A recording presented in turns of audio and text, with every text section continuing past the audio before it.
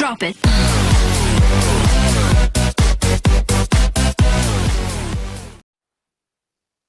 Hello? Hello? You hear me now? Alaikum. Walaikum I can salam. hear you now. I Alright. fixed my microphone. All right, my friend. Muhammad, how I can help you, Muhammad? Yeah, so I've been listening to your YouTube channel for about a month, and I always finish the whole 1.5 hour or 2 hours that you've been talking about the religion Islam, and it seems that you are very educated, and I have done some research about you. It seems that you are very knowledgeable about the topic. Okay. And I have some, I'm in doubt, so I'm just trying to confirm the things that you have already been saying. Okay. And basically, I've been thinking about, I heard that when Muhammad made up the Quran, it never got written down until he died many years afterwards. Is this true? Correct. Because I can't. Correct.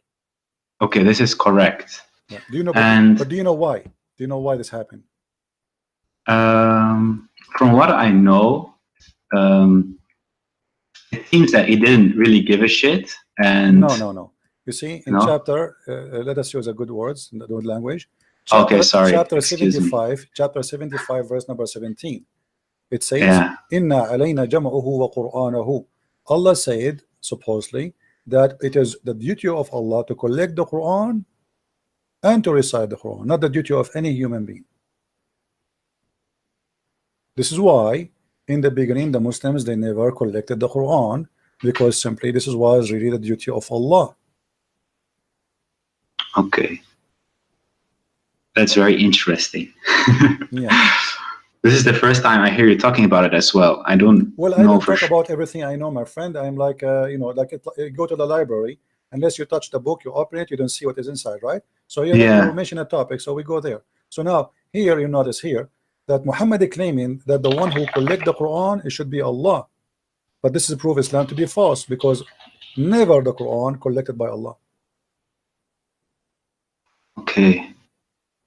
Yeah, I've been trying to reach as much hadith and Quran since I've been listening to you, because every single time I hear you talk, I read the chapter you're giving us, and I'm just like blown away, because right now I'm nearing my 27th birthday, and my whole family is religious, and I don't know anything except Islam. And as I got older and I got more exposed to the internet, and as you said it, you walked for I don't know how many hours to a library to just read a book. When I came, when the internet became very available to me and I started researching my own religion, I felt that this is strange. It's very strange. So I'm just trying to collect as much evidence for myself to make sure how long that you are listening to me today? I listened to you since the beginning of the Broadcast. So you saw what broadcast. happened with this gentleman before you, right? Yeah, Angelo. Okay, what do you think? Let us say if I am speaking to you, not him, from the beginning. Yeah. What do you think? What is your decision will be after all of this?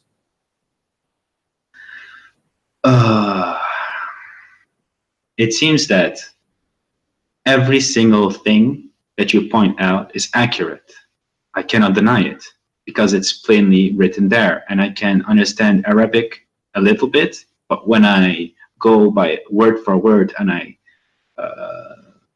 read what's there, it says just exactly how you say it. Some things get lost in translation. It almost seems that somebody is trying to cover up someone's behind, because there are a lot of mistakes.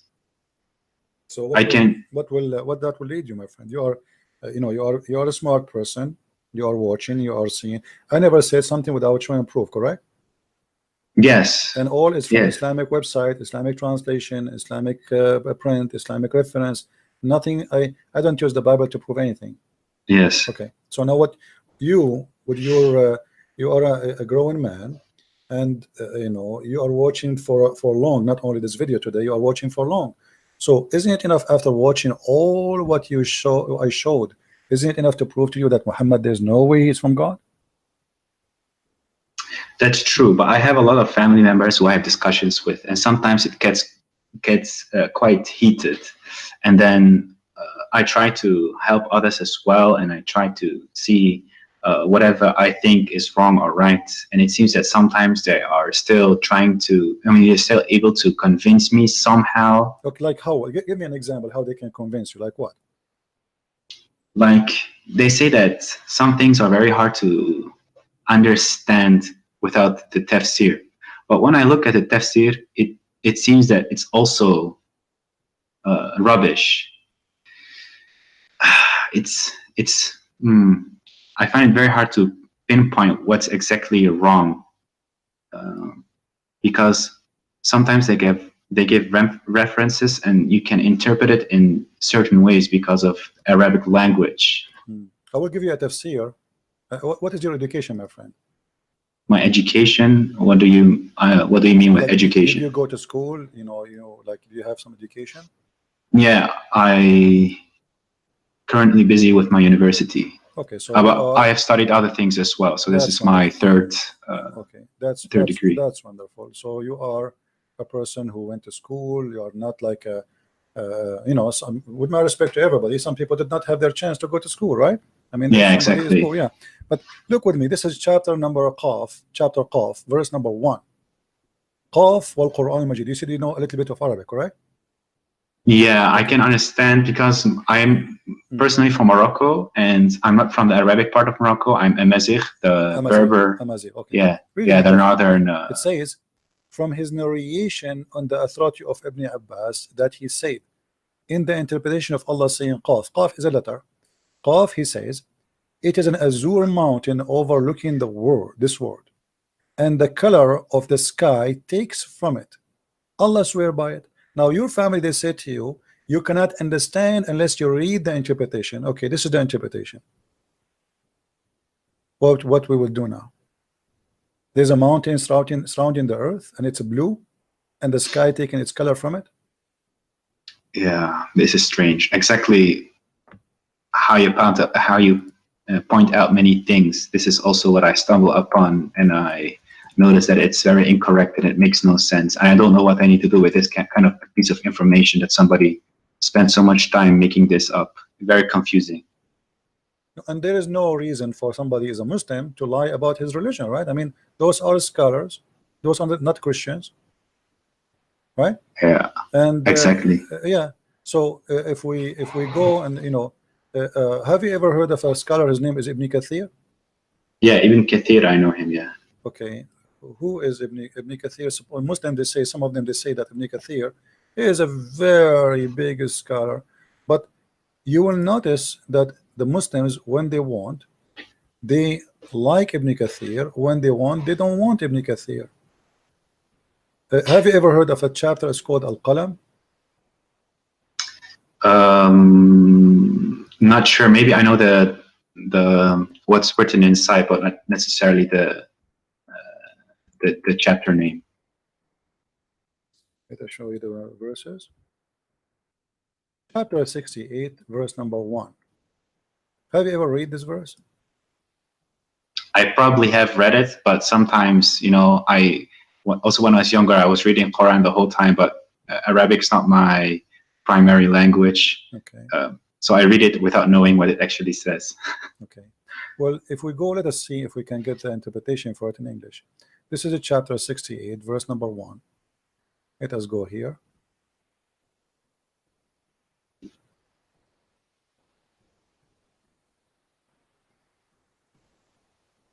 Always take into your consideration that Muslims, they are not giving you a correct, let us say, an honest translation. Ibn Kathir in Arabic is not the same as in English. If we read here, it says,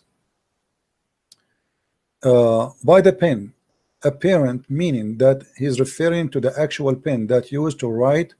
But here there's a verse before it says, Qaf, and the similar to them from the individual letters that appear in the beginning of the Quran chapters. This has been discussed in length previously, and there's no need to repeat. When you see translator, they say that it's mean he is hiding something. Let me show you what he is hiding. This is Ibn Kathir in Arabic.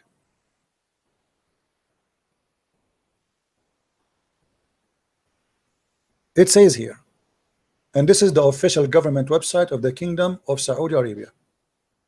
And here you notice how they lie and they fabricate in the translation. It says,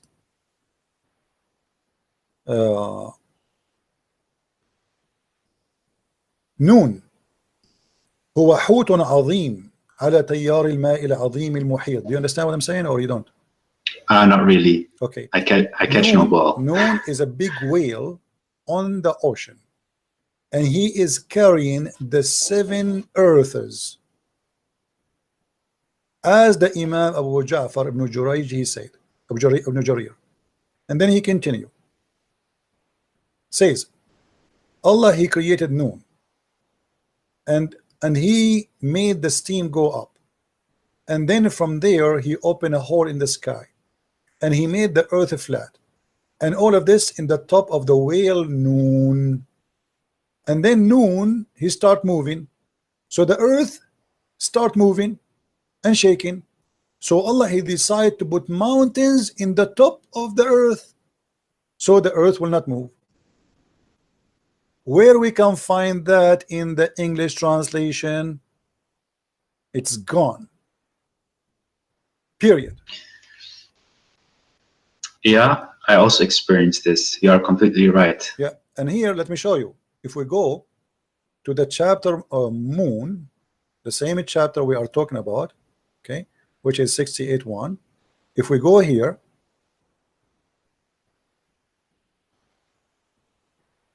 this is why you cannot learn Islam from Muslims, because simply, especially if you don't know Arabic, you know, they fabricate, they don't give you the true answer.